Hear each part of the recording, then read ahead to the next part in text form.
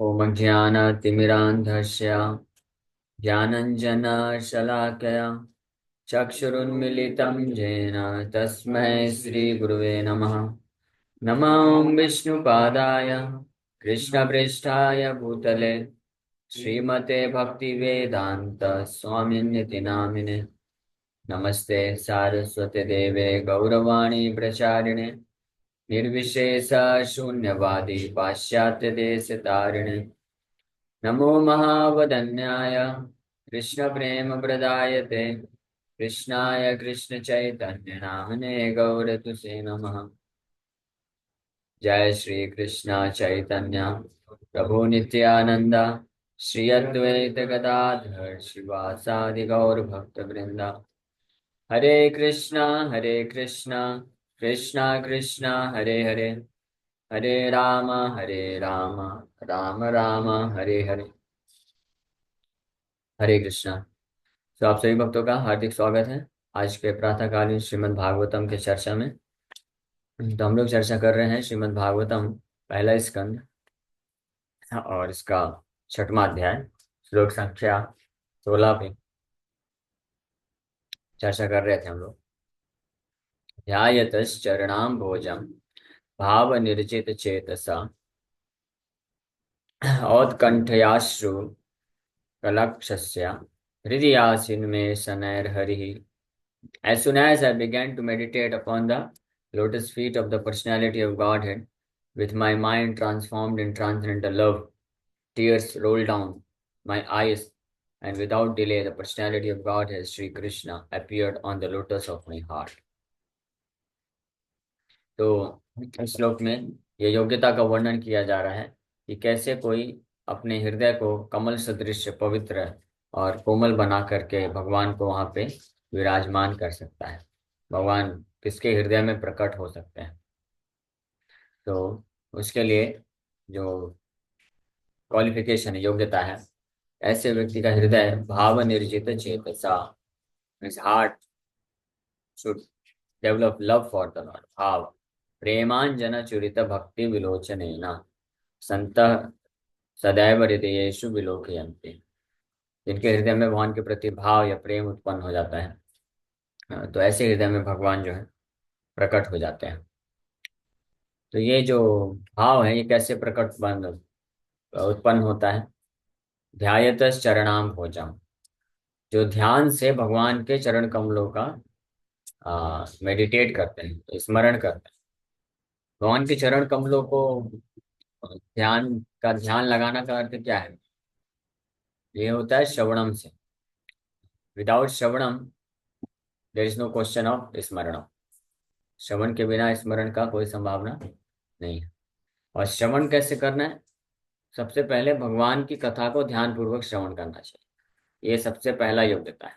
अगर यही नहीं रहेगा तो फिर आगे कोई बढ़ नहीं सकता। इसलिए यहाँ पे ध्यायतस, दस मेडिटेटिंग अपॉन, इस पे जोर देकर नारद मुनि बता रहे हैं जो पिछले श्लोक में बताया गया। यथा श्रुतम अचिंतयम, जिस प्रकार से मैंने अपने जो शुद्ध वैष्णव जो उनके गुरु हुए उन गुरुओं को मैंने ध्यान पूर्वक सुना और उसके बेसिस पे फिर मैंने ध्यान लगाया।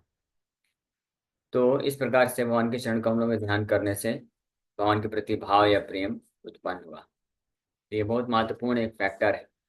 अगर हम भगवान की भक्ति में, नारद मुनि को कितना समय हुआ था, ज्यादा समय नहीं, 5 वर्ष के ही भगवान के प्रति भाव विकसित कर लिए।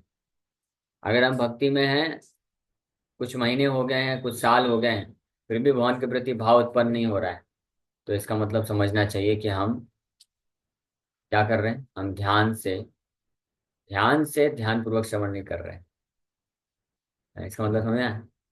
ध्यान से ध्यान पूर्वक श्रवण नहीं कर रहे हैं। एक तो होता है ध्यान पूर्वक श्रवण करना, मतलब सुनना, है ना। फिर ध्यान दे करके ध्यान पूर्वक श्रवण करना है। कि जो ध्यान से ध्यान पूर्वक श्रवण करने का अर्थ क्या है कि जो कथा में मार्गदर्शन दिया जाता है, जो शिक्षाएं प्रदान की जाती हैं, उन शिक्षाओं को मुझे अपने जीवन में उतारना है, स्वीकार करना है।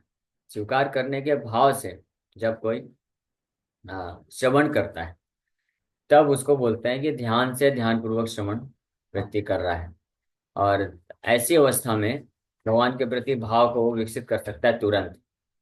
ऐसा नहीं कि कई वर्ष लगेंगे, तुरंत है। इसलिए भगवान बोल रहे हैं, यहाँ पे प्रभुपाद जी लिख रहे हैं, हृदय आसीन में सनैर हरि, without delay the personality of God Shri Krishna appeared on the lotus of my heart. बिना डिले, तुरंत, तत्क्षणात हृदय अवरुद्धते तत्क्षणात। भागवत में भी पहले अध्याय में बताया गया है कि भागवत का श्रवण अगर कोई प्रामाणिक तरीके से ध्यान से करे, ध्यान देते हुए, तो भगवान हृदय अवरुद्धते, भगवान जो है वो कैदी बन जाते हैं ऐसे भक्त के हृदय में, तत्क्षणात, इमीडिएटली, बहुत तुरंत। तो हमारे हृदय में इतना जल्दी क्यों नहीं हो पा रहा है, इतना समय क्यों लग रहा है? बिकॉज ऑफ ऑफेंस, अपराध के कारण। और सबसे बड़ा अपराध क्या होता है? भगवान की कथाओं को सीरियसली ना लेना, भगवान के बारे में, भगवान का नाम जब, भगवान का कथा जो है गंभीरता से ना लेना, उसको बोलते हैं, वो सबसे पहला, फर्स्ट एंड फॉरमोस्ट ऑफेंस है। क्योंकि ये एक अपमान की तरह है। भगवान जैसे कोई व्यक्ति है, आपसे बातचीत कर रहा है और आप उसको ध्यान ना दें, तो अपमानित लगेगा ना। तो ऐसे भगवान का नाम है, भगवान की कथा है, अगर कोई ध्यान से नहीं सुनता है, तो वो क्या लगता है? अपमानजनक होता है। और इसलिए वो ऑफेंस, इस ऑफेंस के कारण हमारे हृदय में भगवान इमीडिएटली प्रकट नहीं होते हैं। तो the word bhava is significant here. This bhava stage is attained after one has transcendental affection for the Lord. ये भाव की स्थिति कोई व्यक्ति प्राप्त करता है जब भगवान के प्रति दिव्य जो है आसक्ति या अफेक्शन, दिव्य प्रकार की आसक्ति, प्रेम उत्पन्न हुआ, तब ये भाव की स्टेज को व्यक्ति प्राप्त कर सकता है। The first initial stage is called shraddha और a liking for the supreme Lord, and in order to increase that liking one has to associate with pure devotees of the Lord. तो जो पहला स्टेज है, स्थिति है, उसको श्रद्धा बोलते हैं। आदर, श्रद्धा तथा साधु संगा, भजन क्रिया, यहाँ से स्टार्ट होता है। श्रद्धा का अर्थ क्या है? Liking for the supreme Lord, भगवान के प्रति जो है लाइकिंग। हरि बोल। इस ग्रेस वीर कृष्ण प्रभु का स्वागत है। हरि बोल, हरि बोल। प्रभु जी हमारे सेंटर में पधार चुके हैं, प्रभु जी का स्वागत करते हैं। तो इसको पहला स्टेज बोलते हैं, श्रद्धा और liking for the supreme law. और फिर ये जो लाइकिंग है, लाइकिंग मतलब पसंद आना, थोड़ा थोड़ा, इसको बढ़ाने के लिए क्या करना पड़ता है? शुद्ध भक्तों से संग करना पड़ेगा, है ना। ये सिमिलर है, भगवान के प्रति प्रेम उत्पन्न जो होता है, इसको हमारे आचार्यों ने बहुत अच्छा एग्जाम्पल देके समझाया है। जैसे लड़का लड़की या स्त्री पुरुष के बीच में जो आकर्षण होता है, पहले कॉलेज में या कहीं पे लड़का किसी लड़की को देखेगा तो लाइकिंग होता है पहले, श्रद्धा, श्रद्धा मतलब पसंद, दूर से देखता है, थोड़ा पसंद आती है। फिर उसके बाद वो इंक्वायरी करता है अपने मित्र मंडलियों से कि भाई कौन है ये, कहाँ रहती है, कहाँ से आई है, क्या करती है, ये सब स्टार्ट करता है। उसको बोलते हैं एसोसिएशन। जैसे ही वो एसोसिएशन हो जाता है तो फिर उसके प्रति और आसक्ति बढ़ने लग जाता है। तो सिमिलरली उसी प्रकार से अगर भगवान के प्रति हमको लाइकिंग को या आसक्ति को बढ़ाना है, तो सबसे पहले तो भगवान का, जैसे मंदिर में लोग आते हैं, दर्शन करते हैं, हाँ बहुत अच्छा है, बड़े सुंदर दिख रहे हैं, बड़ा अच्छा श्रृंगार है। जैसे संकीर्तन निकलता है तो लोग अप्रिशिएट करते हैं, हाँ बहुत अच्छा कीर्तन चल रहा है। प्रसाद खाते हैं तो बहुत अच्छा प्रसाद है। तो ये फर्स्ट स्टेप है, श्रद्धा, लाइकिंग। फिर उसके बाद जब भक्तों का संग करेगा, और भक्तों के संग में वो जब सुनेगा भगवान के बारे में, भगवान के दिव्य गुणों के बारे में सुनेगा, भगवान के दिव्य सुंदरता के बारे में सुनेगा, भगवान की जो दिव्य शिक्षाएं हैं उसके बारे में सुनेगा, तब धीरे धीरे भगवान के प्रति और आसक्ति विकसित होने लग जाएगी। फिर वो सोचेगा कि यस, ऐसे भगवान के चरण कमलों का मुझे सेवा करना है, मुझे ऐसे भगवान का संग प्राप्त करना है, ऐसे भगवान को मुझे दर्शन प्राप्त करना है। तो ये लालसा उत्पन्न होगी। जैसे जो लड़का होता है, शुरू में देखेगा तो बस पसंद आती है ना, अभी लालसा उत्पन्न नहीं हुई। लेकिन जब उसके बारे में और जानता है, फिर वो पास जाता है, फिर बातचीत करना चालू करता है, तो एक अटैचमेंट विकसित होने लग जाता है। फिर वो सोचता है कि नहीं, मुझे इस यही लड़की चाहिए, मुझे इसी से विवाह करना है, ऐसे वो दृढ़ निश्चय बन जाता है। उसी प्रकार से भक्त भी श्रद्धा के स्टेज से फिर भक्तों का संग करता है, तो भगवान के बारे में आसक्ति धीरे धीरे विकसित होने लग जाती है। और आसक्ति के बल पे फिर वो भक्त जो है अपना जीवन समर्पित करने लग जाता है। फिर भक्त सोचता है कि नहीं नहीं, अगर कोई चाहिए तो यही चाहिए, भगवान कृष्ण ही चाहिए, उनके चरण कमल का आश्रय चाहिए, उन्हीं का सेवा चाहिए, और कोई नहीं चाहिए मुझे। हाँ, और फिर फाइनली इस प्रकार से वो लग जाता है अभिधेय साधन, साधु संघ में फिर भजन क्रिया करने लग जाता है। सो इस प्रकार से, so one has to associate with pure devotees of the Lord. The third stage is to practice the prescribe rules and regulations of devotional service. ये तीसरा स्टेज है, भजन क्रिया जिसको बोलते हैं, कि जो विधि विधान है उसका पालन करेगा, भगवान को प्राप्त करने के लिए जो भी बाधक हैं, ऑब्स्टेकल है, उसको हटाने के लिए। So this will dissipate all sorts of misgivings and remove all personal deficiencies that hamper progress in devotional service. तो ये करने से क्या होगा, जो भी मिसगिविंग्स यानी अनर्थ हैं, और जो भी व्यक्तिगत रूप से जो बाधाएं उत्पन्न होती हैं भगवान के भक्ति में आगे बढ़ने के लिए, वो सब क्या हो जाते हैं, अपने आप डिसिपेट हो जाते हैं, यानी खत्म होने लग जाते हैं। तो हमारे हृदय के अनर्थ और आसक्तियां ये कैसे खत्म हो सकती हैं, जब कोई prescribed rules and regulations of devotional service, यानी निर्धारित जो विधि विधान प्रदान किए जाते हैं भगवान के शुद्ध भक्तों के द्वारा, उसको कोई गंभीरता से पालन करने लगता है, तो ऑटोमेटिकली स्वतः ही ये सब खत्म होने लग जाता है, और वो भगवान के भक्ति मार्ग में फिर आगे बढ़ जाता है। और फिर फाइनली ये वही है, 9 स्टेजेस ऑफ डिवोशनल सर्विस, उसी का वर्णन प्रभुपाद जी तात्पर्य में कर रहे हैं। तो अनर्थ निवृत्ति जब ये हो गया, when all misgivings and personal deficiencies are removed, there is a standard faith in transcendental matter. Standard faith यानी फिक्स्ड अप फेथ, जिसको निष्ठा बोलते हैं, वो उत्पन्न हो जाता है।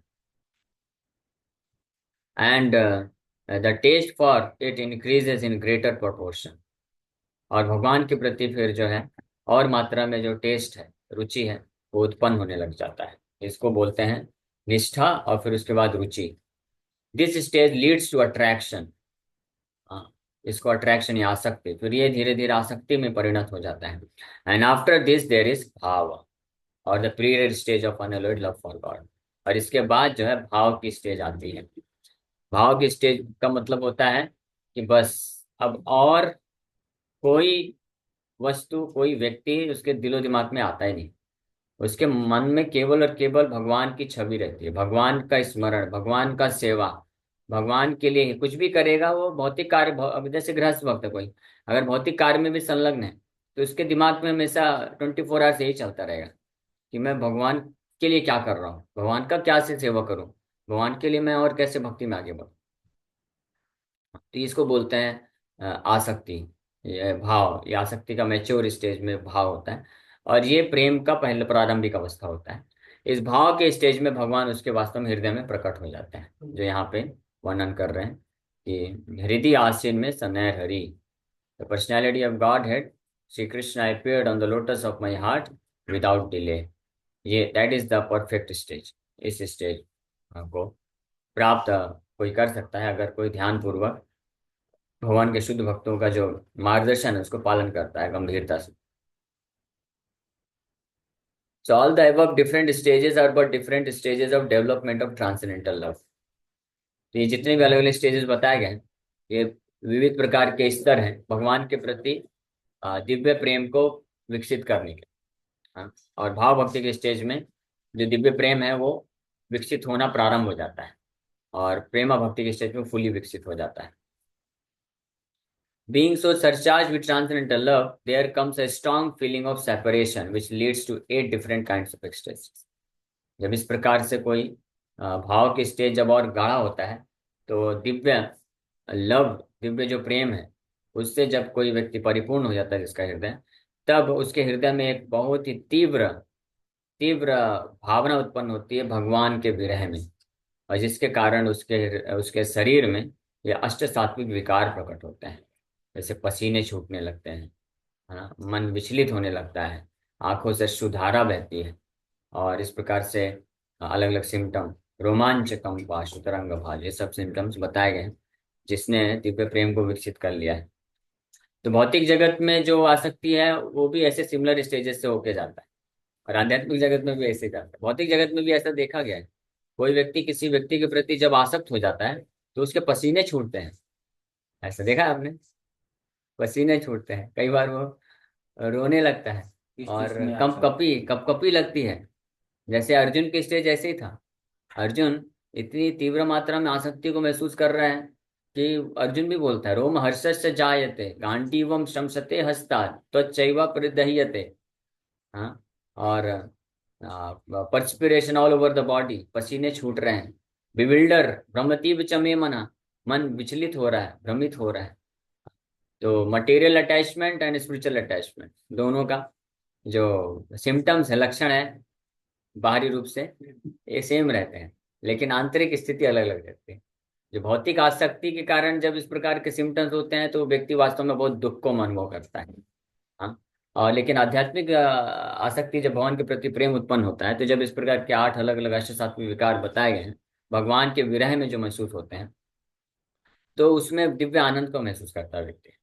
हाँ। तो हम सोच सकते हैं, हम सब ने कभी न कभी जीवन में बहुत ही ज्यादा मात्रा में ऐसी आसक्ति महसूस किए होंगे, है ना, कि पसीने छूट रहे हैं, आंख से अश्रुधारा बह रही है, मन विचलित हो रहा है, कहीं पे रहा नहीं जा रहा है, इधर उधर भाग रहे हैं, भ्रमित हो रहे हैं, कुछ सूझ नहीं रहा है, कुछ समझ में नहीं आ रहा है, कोई समझाए, कोई, स्पेशली ये जो आजकल के ये जो पागल लोग होते हैं। कौन? हाँ, ये जो लड़के लड़कियां होते हैं। आप बोलेंगे प्रभु जी कि आप यही एग्जाम्पल देते रहते हैं, क्या करें, यही एग्जाम्पल आता है क्योंकि ऐसे लड़कों से मुलाकात होती रहती है। बेचारे पागल हुए बने रहते हैं, उनको कितना भी समझाओ, भाई तुम अभी पढ़ाई करो, फोकस करो, अच्छे से जॉब ले लो, फिर बाद में जो करना करना। उनको कुछ सूझता ही नहीं है, कुछ दिमाग में घुसता ही नहीं, इतने ज्यादा वो विचलित हो जाते हैं, इतनी तीव्र आसक्ति विकसित हो जाती है कि एक तरह से वो पागल ही हो जाते हैं। वो कुछ ज्ञान की बातें कुछ समझती ही नहीं उनको। आध्यात्मिक बात तो छोड़ दो, भौतिक चीजें भी नहीं समझ में आती उनको। आध्यात्मिक तो बोलो तो वो तो सर के ऊपर से जाएगी। उनको भौतिक रूप से भी समझाने का प्रयास करो कि भाई तुम इस प्रकार से अगर फंसे रहोगे, तुम्हारा कॉलेज कंप्लीट होगा कि नहीं होगा, नौकरी धंधा जॉब मिलेगा नहीं, पैसे कमाओगे नहीं, तो कैसे उसको फिर विवाह करके उसको पालन पोषण कैसे करोगे? तो ये भी दिमाग में घुसता नहीं है उसके, कितना भयानक स्थिति हो जाती है ना। ये तो इसलिए ये हम इससे प्रेरणा ले सकते हैं, हर चीज से प्रेरणा लेना चाहिए ना। भक्ति विनोद ठाकुर बोलते हैं कि जब मैं भौतिकवादी व्यक्तियों को देखता हूँ कि इतना ज्यादा वो लोग गधे की तरह मेहनत करते हैं, दौड़ भाग करते हैं केवल तुच्छ सुख प्राप्त करने के लिए, तो मुझे भी प्रेरणा मिलती है क्या करने के लिए, कि जब वो भौतिक चीज के लिए, माया के सुख के लिए इतना दौड़ भाग कर सकते हैं, तो क्या मैं कृष्ण के सेवा के लिए नहीं कर सकता? हाँ। तो इसी प्रकार से हमको प्रेरित होना चाहिए कि इस भौतिक संसार के जो थर्ड क्लास अट्रैक्शन है, हाँ, जिसका कोई वैल्यू नहीं है, कोई इस अटैचमेंट कोई वैल्यू नहीं है ना। इस संसार में किसी भी व्यक्ति में कोई सुंदरता नहीं है। चलो बाहरी रूप से कुछ दिखता भी है, चमक धमक, लेकिन आंतरिक रूप से तो कोई सुंदरता नहीं है। सबके हृदय में अनर्थ है, काम क्रोध लोभ मद मत्सर से व्यक्ति फंसा हुआ है इस संसार में। तो ऐसे व्यक्ति के प्रति हम आकर्षित हो जाते हैं, इतना अटैचमेंट विकसित हो जाता है कि पसीने छूटने लगते हैं, आंख से अश्रुधारा बहने लगती है, इतने भ्रमित हो जाते हैं। इतना आसक्ति अगर इस भौतिक संसार के थर्ड क्लास लोगों के लिए अगर विकसित हो सकता है केवल एक कार्य करने से, क्या? संग करने। संग का प्रभाव इतना पावरफुल है कि अगर आप संग करेंगे, कुछ समय व्यतीत करेंगे और इंटीमेट होकर के बातचीत करेंगे, है ना, साथ में जाएंगे, रेस्टोरेंट घूमेंगे, पार्टी सेलिब्रेट करेंगे, तो इतनी तीव्र आसक्ति विकसित हो जाती है। तो भगवान कृष्ण जो वास्तव में परम भगवान है, जो सर्व दिव्य सुंदरता है, जिनके इतने दिव्य गुण हैं, इतने मनोहर हैं, सबको आकर्षित करने वाले हैं, मदन मोहन हैं, कंदर्प कोटि कमनीय विशेष शोभाम है। तो जब ऐसे भगवान का हम संग करेंगे बहुत इंटीमेट होकर के, इसलिए इंटीमेट एसोसिएशन इज रिक्वायर्ड, है ना, ये बहुत ही घनिष्ठ संघ की आवश्यकता होती है। हाँ, जिस प्रकार से, हाँ, फिर से एग्जांपल दे रहे हैं समझाने के लिए, यूथ यहाँ पे बैठे हुए इसलिए आप लोग अदरवाइज मत लीजिएगा। जब कोई लड़का होता है कॉलेज में, बहुत सारी सुंदर लड़कियों को देखता है, लेकिन ऐसे आसक्ति नहीं होती है किसी के प्रति। लेकिन अगर किसी भी एक लड़की के साथ अगर वो समय व्यतीत करता है, बहुत बातचीत करता है, घंटों घंटों चैट में बात करेगा, फोन में बात करेगा, फिर कभी कभी घूमने जाएगा, कुछ गिफ्ट ला के देगा, तो फिर आसक्ति तीव्रता से विकसित हो जाती है ना। तो यही आप अगर सोचिए, कृष्ण के साथ इतना घनिष्ठ होकर के अगर आप समय व्यतीत करेंगे ना, तो कृष्ण के प्रति आसक्ति क्यों नहीं उत्पन्न होगी? होगी कि नहीं होगी? हो जाएगी, करके देखिए ना। ज्यादा लंबा समय नहीं, कुछ दिन भी अगर कोई भक्त कृष्ण चेतना से अपने आप को स्नान करा लेता है, तो कृष्ण के प्रति ऐसी आसक्ति आ जाएगी कि उसको फिर से सारा संसार जो है थर्ड क्लास लगेगा। भले ही अनर्थ रहेंगे, भौतिक अनर्थ, भौतिक इच्छाएं जो है समाप्त होने में समय लग सकता है थोड़ा, लेकिन वो उससे विचलित नहीं होगा कभी, क्योंकि उसके हृदय में कृष्ण आ चुके होंगे कि हाँ भी अगर कोई है संसार में प्राप्त करने योग्य व्यक्ति, तो केवल कृष्ण ही है। कृष्ण का चरण कमल का आश्रय लेना, है ना। तो ये प्रयास करना चाहिए। इसलिए मैकेनिकल डिवोशनल सर्विस और नहीं नहीं, स्पॉन्टेनियस नहीं, मैकेनिकल डिवोशनल सर्विस मतलब जस्ट एग्जीक्यूटिंग, काउंटिंग, और एक होता है इंटीमेट डिवोशनल सर्विस। इंटीमेट मतलब कि कृष्ण से वास्तव में आप घनिष्ठ संबंध बना रहे हैं जब आप नाम जप कर रहे हैं। 16 माला हम सब लोग जप कर रहे हैं ना, कम से कम डेली 16 माला कर रहे हैं, 2 घंटे आप समय दे रहे हैं। आप सोचिए, ये 2 घंटे समय अगर आप क्वालिटी देंगे ना, बहुत इंटीमेट होकर देंगे, तो कृष्ण के प्रति आसक्ति प्रेम क्यों नहीं विकसित होगा?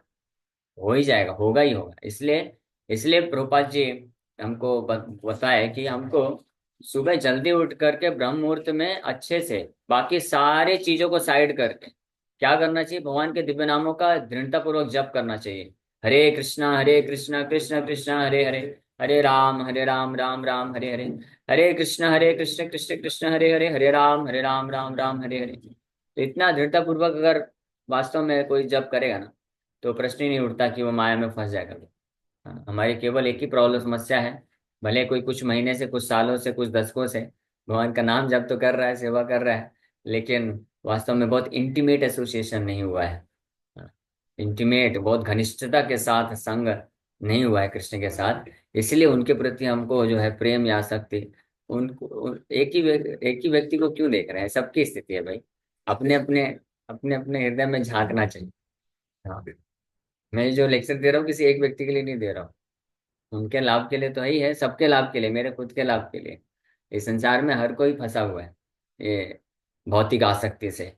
तो हम भौतिक आसक्ति में कैसे फंसते हैं, उसका इस्तेमाल करके हम कृष्ण के प्रति आसक्ति विकसित कर सकते हैं, ये हम सीखने का प्रयास कर रहे हैं।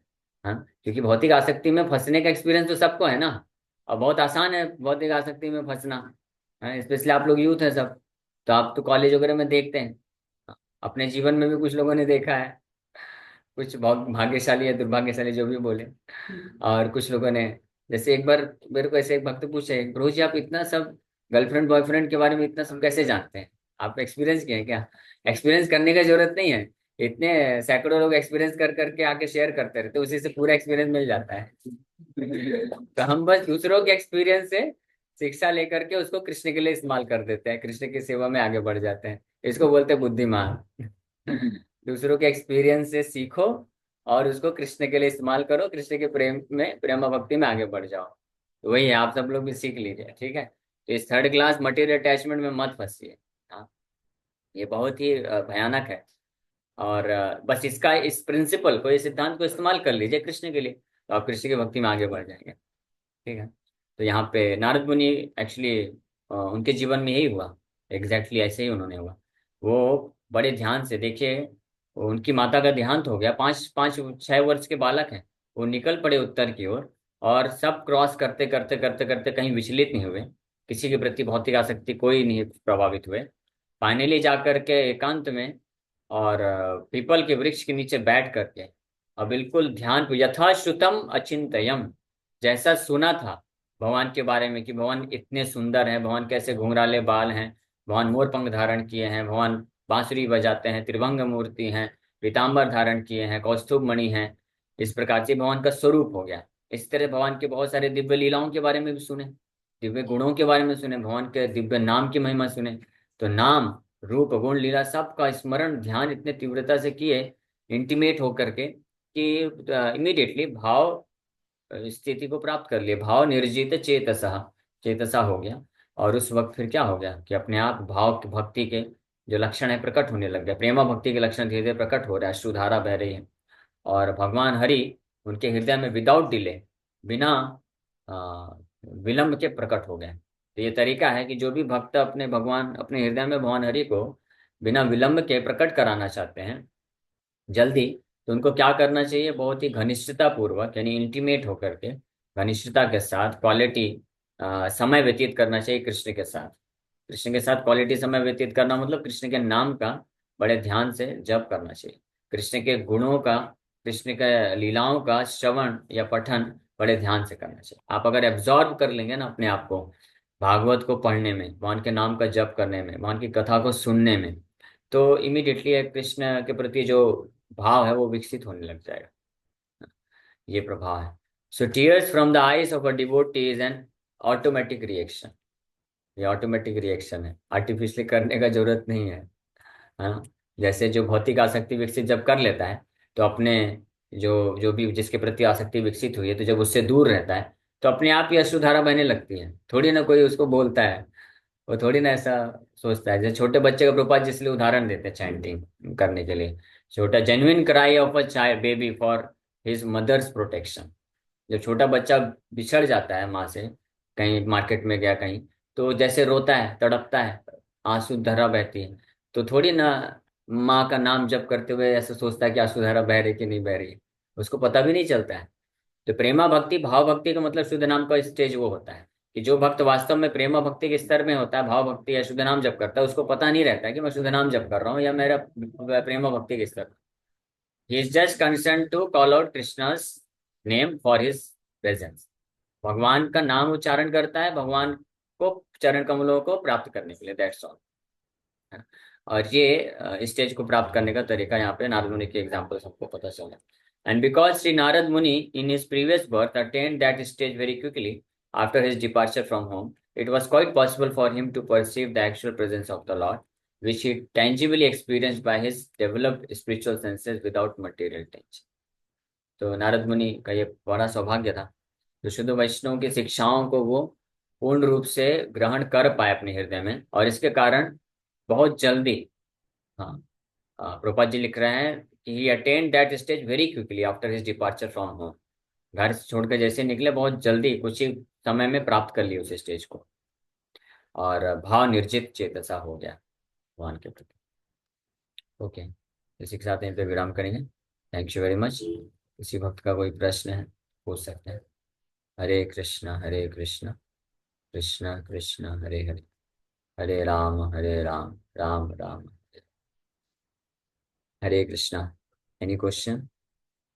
कि हाँ, भौतिकता में तो आसक्ति हमें बहुत जल्दी हो जाती है, किसी से अटैचमेंट बहुत जल्दी बढ़ता है, लेकिन भगवान के प्रति मतलब इतना जल्दी नहीं आ पाता कि हाँ हम बहुत भगवान के प्रति आसक्त हो।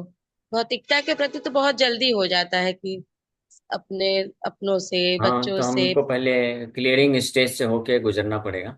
अनर्थ निवृत्ति उसको बोलते हैं। अनर्थ निवृत्ति का स्टेज हो गया तो भगवान के प्रति जितना जल्दी उत्पन्न होगा ना भाव प्रेम, भौतिक चीज, भौतिक आसक्ति के प्रति, भौतिक वस्तु व्यक्ति के प्रति उतना जल्दी नहीं होता है। तो हम इसी से हमको प्रेरणा लेना चाहिए कि इस भौतिक संसार के जो थर्ड क्लास व्यक्ति हैं, थर्ड क्लास वस्तुएं हैं, चीजें हैं, जिसमें कोई सुंदरता नहीं, कोई आकर्षण नहीं, बस बाहरी रूप से थोड़ा चमक धमक है, उससे हम लोग आकर्षित हो जा रहे हैं इतना जल्दी। तो सोचिए, अगर हम वास्तव में भगवान के प्रति जुड़ेंगे प्रामाणिक तरीके से, तो भगवान के प्रति क्यों आसक्ति उत्पन्न नहीं होगी, जबकि भगवान तो षड्विध ऐश्वर्य परिपूर्ण है, और उनके पास तो वास्तविक ऐश्वर्य है, उनके पास तो वास्तविक सुंदरता है, वास्तविक वो असली गुण है उनके पास। तो ऐसा सवाल ही नहीं उठता। इसी से हमको तो आशा लेना चाहिए ना, इसीलिए इसी को बोलते हैं भक्त आशा बद्ध होता है। भौतिक आसक्ति के प्रति, भौतिक चीजों के प्रति मेरा आसक्ति इतना जल्दी हो जा रहा है, तो इसका मतलब भगवान के प्रति भी हो जाएगा, भगवान के प्रति ज्यादा जल्दी होगा। क्योंकि भगवान के प्रति आसक्ति विकसित कर कहीं से प्राप्त नहीं करना है, वो ऑलरेडी हृदय में है, बस ऊपर से कवरिंग लगा हुआ है। तो ये क्लियर क्लियर हो जाएगा, जैसे ही ये स्टेज क्लियर होगा हम तुरंत भगवान के प्रति प्रेम को विकसित कर लेंगे। ये सारे जितने भी लक्षण है प्रेम भक्ति के अपने आप प्रकट होने लग जाएंगे। सारे दिव्य गुण जो 26 क्वालिटी बताए जाते हैं शुद्ध वैष्णव के, सब एकाएक एक साथ प्रकट हो जाएंगे, अलग से विकसित करने का जरूरत नहीं। ये इतना पावरफुल है। इसीलिए जो इस सिद्धांत को, इसको जानता है भक्त, तो बड़े ही श्रद्धा पूर्वक और पूरा डिटर्मिनेशन के साथ ये श्रवण कीर्तन जो साधन भक्ति, इसमें तीव्रता से लग जाता है। हाँ, कविराज गोस्वामी इसीलिए बोले, हाँ, नित्य कृष्ण प्रेम शुद्ध कबू न है। क्या है वो, कैसे चालू होता है? शुद्ध श्रवण आदि शुद्ध चित्त करे होता है, कृष्ण प्रेम सिद्ध है। तो जो कृष्ण प्रेम है वो सबके हृदय में नित्य रूप में विद्यमान है।